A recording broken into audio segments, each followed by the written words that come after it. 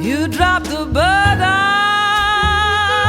that maybe we could go. Welcome to a new edition of the Neon Jazz interview series with Brooklyn-born, France-based jazz and blues singer Natalia M. King. She is of Dominican origin and was born in the musically rich revolutionary time of 1969 in Brooklyn's Latino-American district. When she was an adolescent, she left the barrio to settle with her family in Rochester, New York State. She went on to study sociology and history at university. Her path eventually led her to France, and it was a decision that was natural and almost written in the stars. And speaking of the stars, that is a part of our conversation. She is a wondrous talent full of wisdom and soul. Enjoy this tale. You've had quite a morning or afternoon.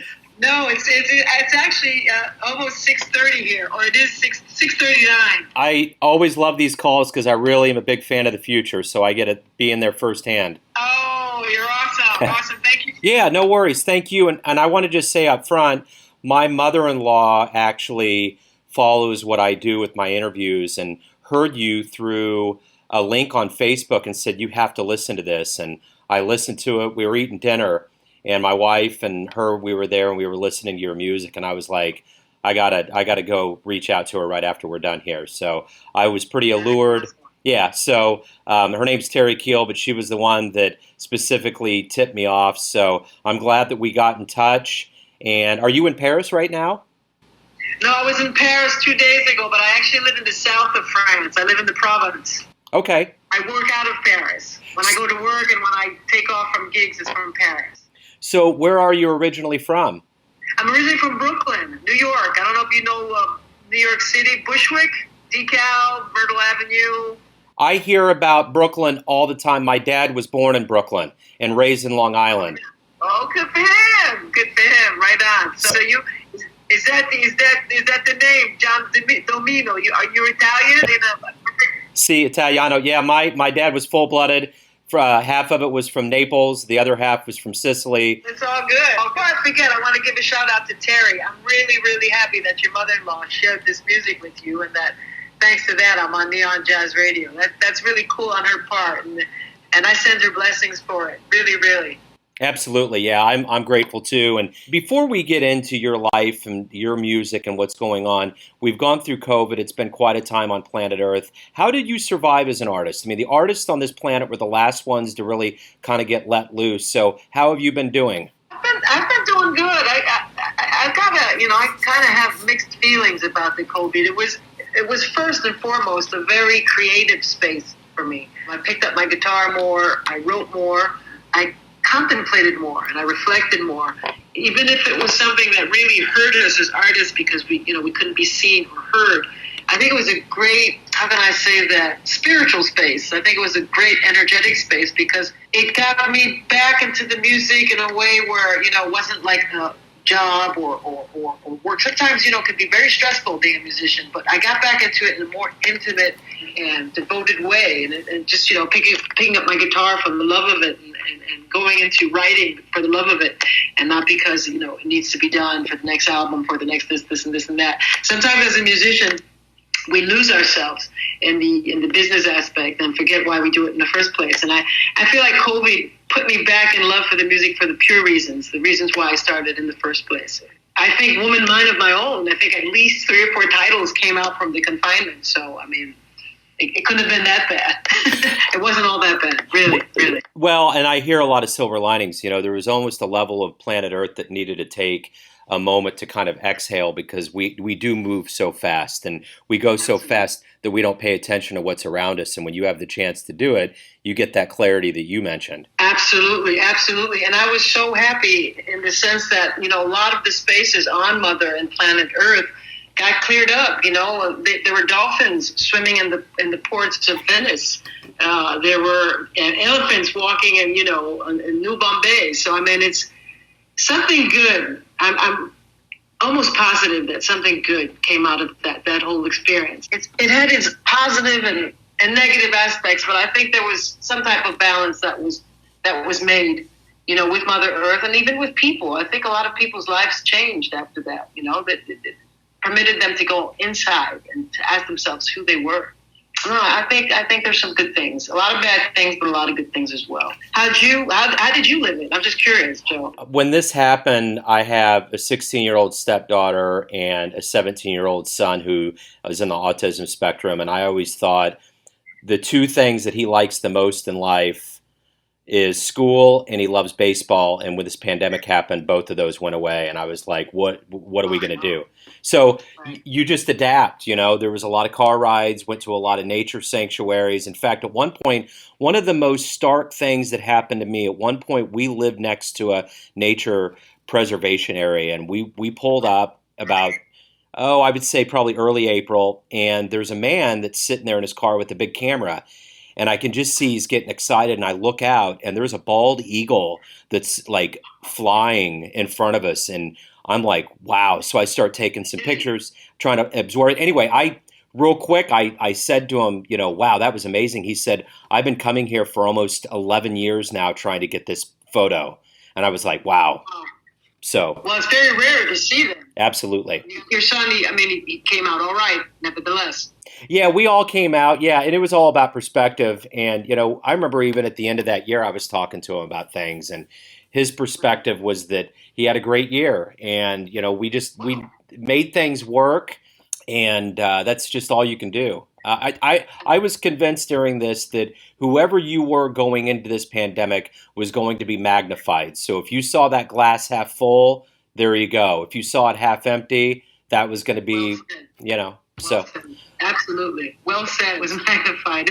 I'm going to use that. I'm going to use what you just said. I like that. Cool. You were born in '69. The music world was raging, from Otis Redding, Jim Morrison, Janis Joplin, all the way down. Jimmy, don't forget Hendrix. I'm working my way to Jimmy. Jimmy's the cherry on top. And you were brought into this planet during a time where the music was, and even the consciousness of the planet was really tilting towards a revolution that needed to happen. So talk to me a little bit about your upbringing and how music became your central focus.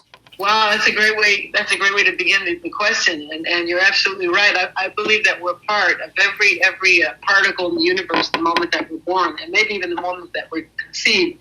And so I think maybe that's where the first seed of my love of music came from.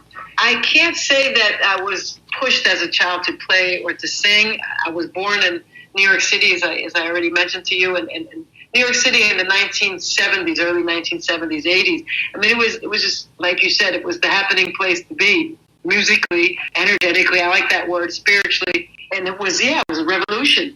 And I think just being there, just the fact that my Dominican mother decided that my brother and I would be born there and would be raised there was already revolutionary. And it gave me a lot of who I am. And even the way that I listened to music, I was listening to everything from the Rolling Stones to Jimi Hendrix to the late 80s, Yoko Ono to, just being in the Big Apple at that time. My mother was a very open-minded person. So we listened to everything. We had PBS on TV and we listened to all types of radio stations. So I think that really planted a seed somewhere. And then the rest was just, I think more so, no offense towards Kansas City, but being in New York City at that time just expands your mind in and of itself. Even if you're just a child, just the things that you see and the things that you experience. So I think it was a good brain that, that began, I guess, my love for music and overall for life. And then from there, I think it just continued to grow until my university years. And instead of being like the passive, I guess, person taking it all in, I wanted to start giving it back and putting it out. And so, I would say that Brooklyn was really like a good foundation to who and what I am today as a musician. That's for sure. So when did you pick up an instrument and start using your voice? When did all that happen, and how did that gain steam for you? That happened, and I think the first time I picked up an instrument, the first time I picked up really an instrument was a plastic guitar that my mother bought from a Japanese kind of a mix. I don't know what you call that, like a bazaar store. Obviously, the guitar did not play very well, but there was a familiar feeling to it nevertheless. And then when I picked it up again, I was a sophomore, either a freshman or sophomore, in college, already knowing how to play a little bit. I just wanted to get a good grade to add to my curriculum. But I think I didn't really start to take it seriously until I moved to California, and I started doing open mics and open jams on Sundays. And in fact, if you want to know the truth, I started doing it because when we did it, we drank a beer called Guinness, and I love this beer. It was really to hang out with friends and just drink in the beginning. But I saw that the singing, mostly at that time, the guitar playing came later, was really touching a lot of people. People would come up to me and say, "My God, you gave me chills. You gave me the hair on the back of my neck stood up when you sang." And in the beginning, it was just like, okay, that's flattering. But I saw that I was moving people emotionally. And so I started to take it seriously. And it was from that moment on, I think I was maybe 24, 25. I said, well, maybe I should try to pursue this.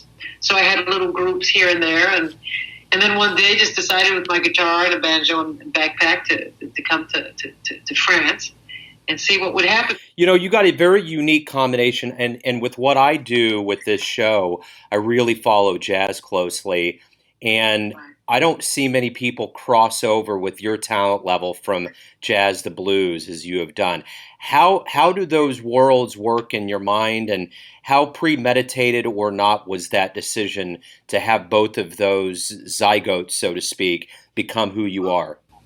Excellent question. Really excellent question. Even the way it's phrased. I think, anyone who's a music lover, or more so anyone's a lover of blues and of jazz, knows that they're related. If they're not cousins, they're sisters. If they're not sisters, they're brothers. And if they're not brothers, they're brothers and sisters. But they're connected. They're connected. And I think it's not just by the notes, but by the background from which it comes, and you fall back into African American history. I think the blues and jazz is a form of expression that I think I like to believe came from the African American plight, and using either the horn or the saxophone or especially the guitar. Robert Johnson. Robert Johnson. Yep. Absolutely. Rod Johnson to Billie Holiday to Miles Davis to B.B. King. I think it was all a form of expression of the hardness and sometimes the comedy of life. For me, they're connected. Jazz gave it a more intellectual twist because you really had to be educated on notes and on scales and on. But when I say that, that's bullshit because Miles Davis actually he had the chance to go to Juilliard, and he learned actually on the streets of Harlem. So I think just to go back to the question, they're both connected, and I think they're both connected to the African American plight, and that plight or the people of that plight expressing themselves the best way they can. And blues was one form, and jazz was another. There's a lot of musicians that come to America, from Israel and from other places. And it's rare. I know even in Kansas City, Logan Richardson's one of the musicians, saxophonists that went to Paris. And there's been other people that have gone overseas. And my question to you is, when you think about where you came from, and you talked about how magnanimous that was in your development and growth, not only as a musician, but as a person, and you go to another hotbed of urban activity, I'm sure, there in Paris. Do you ever look back and think that was the right or wrong move for me? I never look back, and I never have regrets. I do believe it was the right move. Absolutely. My career here is proof of it. Woman Mind of My Own is the 7th album, not the first. So I think somewhere that initial intuitive, instinctive feeling to come to the rive gauche, because I began in Paris before moving down to the south. It was the right thing to do. It felt even larger than life, to tell you the truth. It was like a calling, like some type of existential calling. I don't even feel like I had a choice. It's like if I did not do that, I was living my life wrong the rest of the time. It felt like it had to be done, and so absolutely, it was the right thing to do. I don't know if you've ever had that type of feeling in your life, even outside of the music, where it's a once in a lifetime decision, and you're at the fork of the road, and you know which way to go. You know it, and every single cell in your body is telling you. And if you don't listen, you feel it. And so, no regrets. I listened, and I'm here, and I'm here in a good way as a result of it. So I was in the back of a water taxi in Venice the morning of 9/11, 2001. And prior to that, I flew into Paris. And to this day, I don't know that I've ever been anywhere on earth where I felt as though there was a level of racial harmony and acceptance that was just I'd never felt before. And I always remember that being in Paris. And I'm wondering, from your perspective, what it's like to live and be a performer in an area, and Europeans embrace jazz and blues in a whole strong, different way than Americans Absolutely. do. How does that feel? You know, it feels good. What's the correlation with the 9/11? I was just kind of thinking about the canals. You had mentioned how clean they were, and you would, Right. and I got kind of scattered there. My brain was kind of swimming because. Okay, I was saying if I was on. Well, and that trip, the precursor of me going to Venice was being in Paris, and it was kind of prior to the world kind of going in a different direction.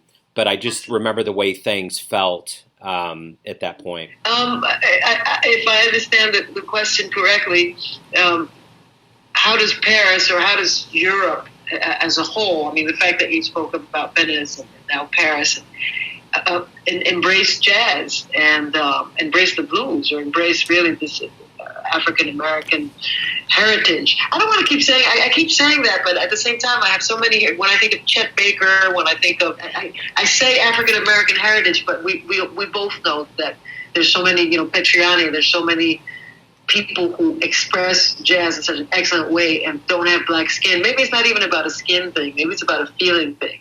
And now going back to your question, I think Europe as a whole, and especially Paris, has jazz and blues in their blood. And I'm not sure how that happened. I don't know if it came from post-war playing of black soldiers or American soldiers, but they definitely have it in their blood, and I would say they have it in their soul, because they embrace it like no country that I know. And they embrace the artists that do it, like no country that I know. If you from Marciac to Vienne to all the different festivals that they open the world up to for jazz, and even now blues, who you can find the blues in these venues, they just have I feel like they just have a greater understanding of it. Really, really. I mean, you can find clubs in New York, you can find clubs in San Francisco, you can find clubs even in Chicago, well, especially with the blues. But the way it's accepted and embraced here is really, it's just amazing. It's amazing. I mean, if you were in Paris and you did do some jazz clubs, you would understand, or even festivals. They just have an open-hearted, wholehearted way of embracing jazz and blues. This is a question because it's been such a long time. The last time I was in the States, it was in 2019 in San Diego, before the COVID. But, I mean, your impression as far as the way jazz is embraced in the States, do you think it's just as large? Do you think it's just as big as it is in Europe? No, I think Europe has the rest. I mean, from Europe, even Japan, other regions, there's a level of appreciation. I think there's numbers that go into people seeing jazz, but I think it's feeling it as a part of popular culture, and I think that's always been a part of their popular culture, not in America. We have too many other distractions, and I hear from a lot of musicians here, when they're amazed that even now that things are opening up, the numbers are low, and just that feeling, there's not a full-time jazz station here in Kansas City, which is a cradle of jazz. There's just things that aren't a part of the culture, and I think in Europe and even in Japan, that music is a part of the tapestry of how they live their lives. Absolutely. Well said. Very, very well said. There's no jazz station in Kansas City? There are pockets. I have my block that's an hour, and then some people have 2 or 3 hours, but a dedicated 24/7, no. We haven't had one of those. In my memory, I've never known that we've had one. Well, maybe that's something you should look into. Yeah. In fact, the Mutual Musicians Foundation on 18 and Vine got a station about 5-6 years ago, and the executive director got me on the station. And I don't even think it's on there anymore, and they're doing a lot of things that are not really jazz and blues oriented. You could just keep dreaming. You just got to keep doing what you do, and you know this as a musician, and things will follow. So absolutely, and desire it with your whole heart. Yeah. Absolutely. So speaking of desire, well, before I get to that, what was the first live jazz show that you saw that really blew you away? There was that trumpet player. I think it was Eric Ruffaz. I don't know if you know who this guy. He made an album called The Dawn, and of course I saw a lot of other classical type jazz concerts, but this guy took this Miles Davis sounding trumpet, which he plays, and he put electric type sounds behind it, but the electric was being played on acoustic instruments. You know, there was a killer drummer, killer pianist, killer contrabassist, and it just took jazz to another level. It really took jazz to another level. And it was at the Cigale. I don't know if you know Paris. It was at the Cigale. What was it? Back in the early 2000s. And I was really just blown away by this pioneering way to take this just classic sound and turn it into something new. That it did. It blew me away. I loved it. Then I've seen other classic stuff. There's this trumpetist. His name is Avi. It's not the contrabassist. His name is Avi Cole, and he's killer too. He's killer too. It's more classic playing, but I saw him live as well, and that was damn good. That was really good. Yeah, he is really good. So every day you wake up, you get the chance to create music and be a professional musician. What do you like the best about being a professional musician? What I allow myself to do and to be, you have to be really in a creative space. And to be in a creative space, your mind has to be free. And for your mind to be free, you really have to kind of let a lot of things that would put you under pressure and stress go. And so music is therapeutically helped me not to be too much of a, excuse me for the vulgarity, but not too much of a tight ass. I have to let go. I have to have less control on things. And I think, which allows me to be more in a creative space and more open to crazy experiences. And that's what I like about being a professional musician, is that I'm actually being paid to enjoy my life and express it, with my God-given voice and touch other people. That's the best. That's the best. For me, that's the best. I feel myself very lucky and very blessed to be a professional musician. So let's say you have a dream tonight and you run into your younger version, maybe right around the time before you left the States to go to Europe. Wow. And you could give your younger version one piece of advice based on the wisdom that you've accumulated throughout all these years. What would you tell your younger version? Wow, man, you have the most incredible of questions. You have to open up either a radio station. You have to put up that radio. God, your as we say in French, your elocution, ton élocution, the way you speak and the words that you use. It's really, really just nice. Do something with that. Neon jazz is great, but you can take it to a higher level. What would I say to the younger person? Wow, I just say to her, it's kind of cliche, but I would say just believe in your dreams. Don't be afraid. Go after your passion. And if you stick to that and you stick to your heart's desire, I'm sounding like Jiminy Cricket, but you stick to your heart's desire and you don't let it go, your dreams can and will come true. And just go for it. And don't be afraid. Don't be afraid. That's key. Just don't be scared. There's so many conditions and so many things in society, and even just with our parents that say, no, you can't. And I would say to her, listen to that part of your heart and your head that says, yes, you can, and go do it. Go do it.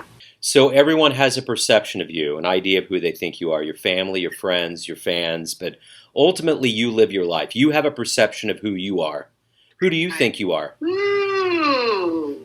Earth, Wind, and Fire. I think I'm a shining star. I don't know if it's Earth, Wind, and Fire or Coldplay, but I think I'm a shining star. And when I say star, I don't mean like in a celebrity sense. I think that I have the potential of taking my life and my music where it needs to go. And I believe in that. And I I think every, not just me, I think every person who's living and who aspires to be conscious of what it means to be a human being.